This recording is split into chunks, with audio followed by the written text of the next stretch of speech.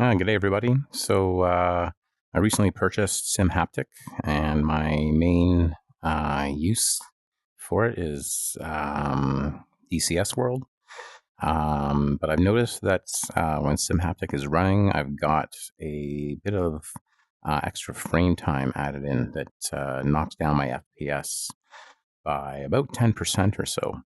I've got a track file here from Syria, taken off from Herzliya Air Base, which is just north of Tel Aviv. And I've got a route that basically takes me south over Tel Aviv, make a turn to east towards Jerusalem, but I just fly over Ben Gurion Airfield or airport, and then the track ends shortly after that. So it's not a very long track, but I'm going to take a look at the frame rates. So right now, SimHaptic is not running. I'm going to go ahead and load in this track file here, and we'll see what the frame times look like.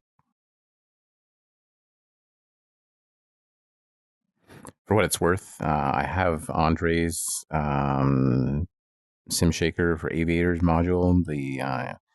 And it works very well. But SimHaptic, the effects are much more immersive and detailed, and there are a lot more of them too.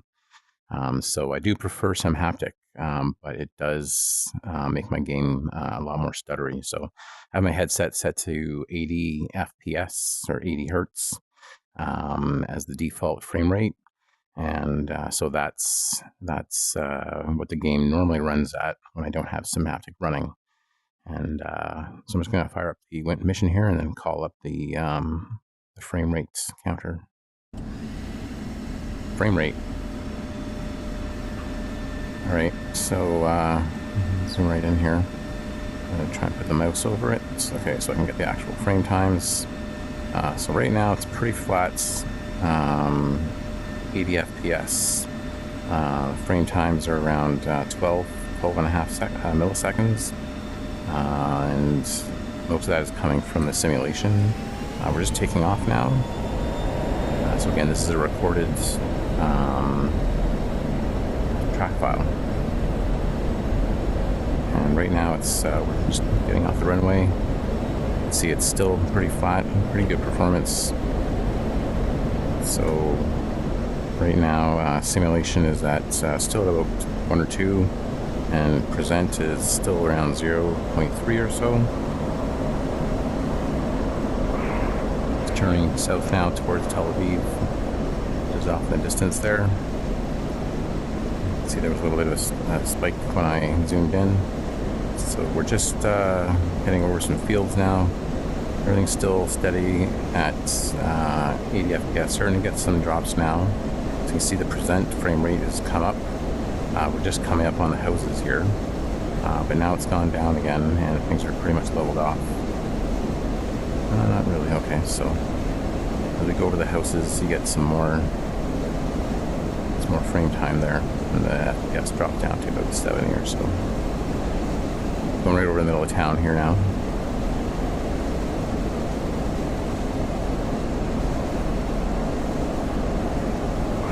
You can see again the main contribution there is well, and then it drops off. So here on the other side of town it's pretty flat. Oh, then it picks up again. Okay, we're past Tel Aviv now, just flying over some trees. And so again, right now we've got a steady 80 FPS, pretty much 0% frame time. See how it goes when we go right over the airport here. Everything's still steady at 80 FPS. No stutters, nice and smooth. All right, past the airport now. There's a little spike there when I zoomed in. Just past the airport, there's a little bit of present frame time there. Again, now nice and smooth, just over the trees. Steady 80 FPS. The track should end. Oh, there it goes. So the track's ended. Okay, so I'm going to close out of here, and I'm going to just do a quick Alt-Tab to start up SimHaptic. Bear with me for a second while that loads up. Okay, so SimHaptic is running now. And I'm going to just go ahead and do the same track again that we just did and see if there's any difference with the SimHaptic running versus not running. So I don't have SimHaptic set up to start automatically. Okay, here we are in the cockpit. Just apply. So, all right, so already you can see we've got some present frame time. Okay, now it's gone away. Okay, so right now things are steady at 80 FPS, but it's a little bit wobbly, whereas before it was rock solid. We're getting a little bit, I'm gonna try to move the mouse over it again. And there you are.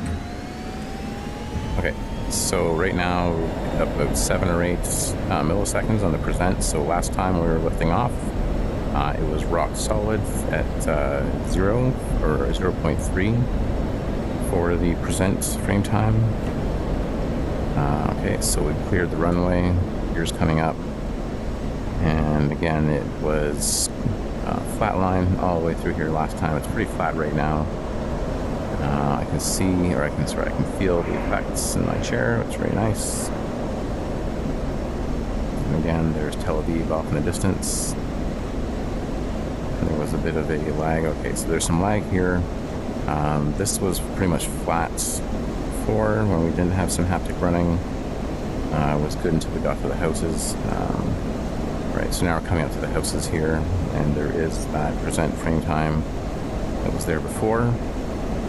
Sitting at about 75 FPS, dropping down now to about 70. That was with the minimum last time. I think we got down to about 70 FPS when we were going over town.